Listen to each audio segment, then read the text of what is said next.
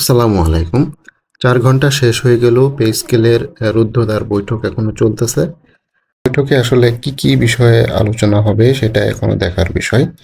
সরকারি কর্মকর্তা-কর্মচারীদের জন্য নবম পে স্কেল নিয়ে ডাকা রুদ্ধদ্বার বৈঠক এখনো শেষ হয়নি। বিকেল ৩টায় শুরু হওয়া এই সভা চলছে ৭টার পরও চলতেছে। সভা শেষ হতে আরও সময় লাগবে বলে জানা গেছে। তো সন্ধ্যা ৭টা ৫ মিনিটের দিকে কমিশনের এক সদস্য বলেছে সভা এখনো শেষ হয়নি, সবার গুরুত্বপূর্ণ আলোচনা হয়েছে, আর কিছু সময় লাগবে। কমিশনের সূত্র জানা গেছে অনলাইনে পাওয়া মতামত, বিভিন্ন সংগঠনের প্রস্তাবনা বিশ্লেষণের পর সদস্যদের নিয়ে বৈঠকে বসেছে কমিশন।